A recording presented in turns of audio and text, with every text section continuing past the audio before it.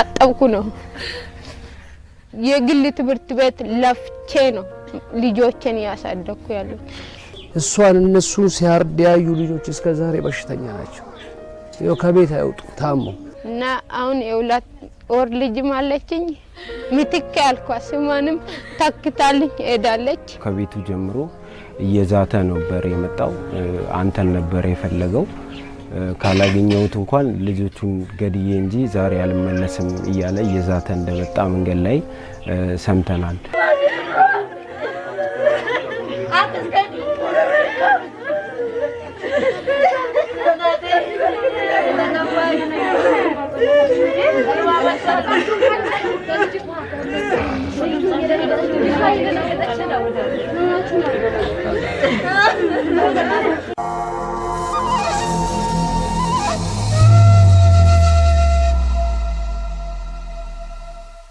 ሰላም ጤና ይስጥልን ውድ የዮሃ ሚዲያ ቤተሰቦች ዛሬ የምንገኘው ከአዲስ አበባ 160 ኪሎ ሜትር ርቀት ላይ የምትገኘው የባቱ ከተማ ነው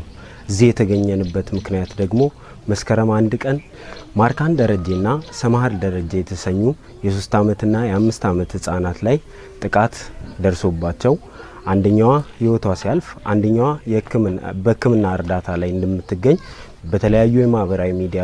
የተሰራጨውን ዜና እንዳያችሁት እናምናለን እሱን ተከትሎ ብዙ ተመልካቾች ቤተሰቡን እንድታዩት እንፈልጋለን ያለበትን ሁኔታ ማወቅ እንፈልጋለን ባላችሁ መሰረት እዚህ 160 ኪሎ ሜትር ርቀት ላይ የምትገኘው የባቱ ከተማ ተገኝተናል ከቤተሰቡ ጋር ቆይታ የምናደርግ ይሆናል ተከታተሉን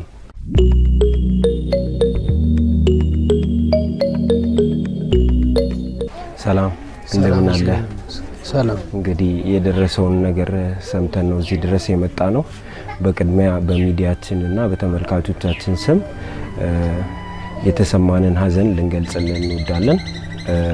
እስቲ ስምህን እና ከልጆቹ ጋር ያለህን ግንኙነት ነገርና እንጀምር ስሜ ደረጀ ይባላል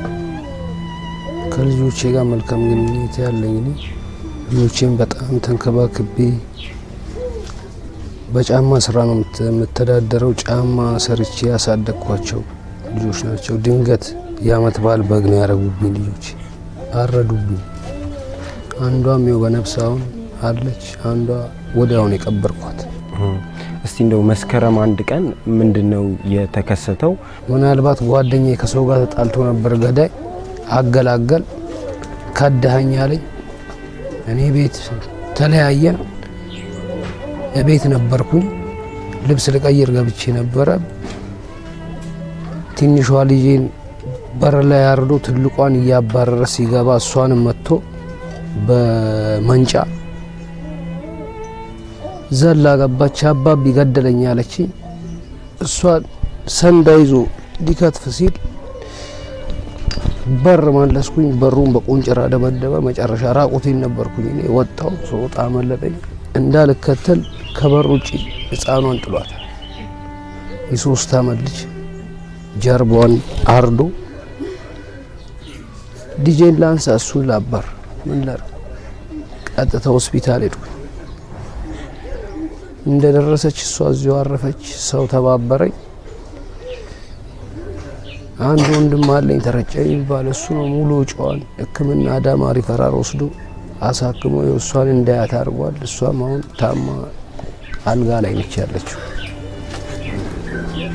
ምን ደረጃ ላይ ነገ እንደምትደርስ አላውቅም ይዟይዝ በተባብሮ እሷም ባይኔ እንዳያርጎኛል ነገውን አላውቅም ነገ ምን ላይ እንዳለች አላውቅም እንደው ምንድን ነበር የተፈጠረው ከዚህ ሰው ጋር ያለ ግንኙነት ምንድነው ምንም እኔ ባለኛ አቅም ጫቂን የለም ዲጄን የባል በጋራጋት እስቲ መስከረም 1 ቀን የነበረውን ሁኔታ ለማውራት እንዴት ነበር ሁኔታው እንዴት ነበር ወደዚህ የመጣው ውጭ ላይ ሰው አልነበረም ወይ እነሱ ቀድሞ ሊያገኛቸው እንዴት ቻለ የሚለው ሲነገር ምንም ህፃናቶች ሰው ለቅርጫ ሄዷል ግማሹ ያውሁር ነው ቤተክርስቲያን ሄዷል ህፃናቶች ብቻ አበባዮሽ ለማለት እንደወጡ ነው ድፍት ያረጋቸው የኔ ልጅ ብቻ አይደለም የአካባቢው ልጆች ናቸው የሞት ይው በቅዠት እሷን እነሱን ሲያርድ ያዩ ልጆች እስከ ዛሬ በሽተኛ ናቸው ይው ከቤት አይወጡ ታሞ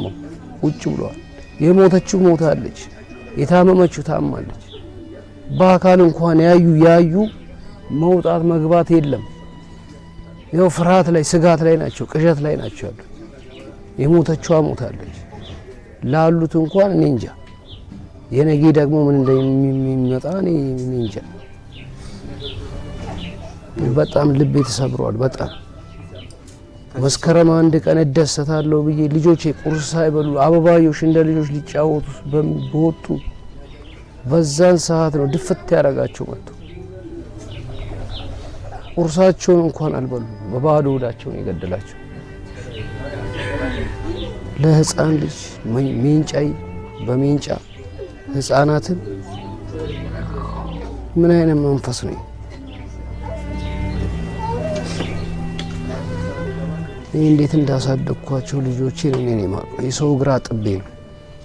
የሰው ጫማ ሰፍቼ እጄ እንዲህ ተቆምጦ ወስፌ ወቅቶኝ ይኸው እጄን አይታ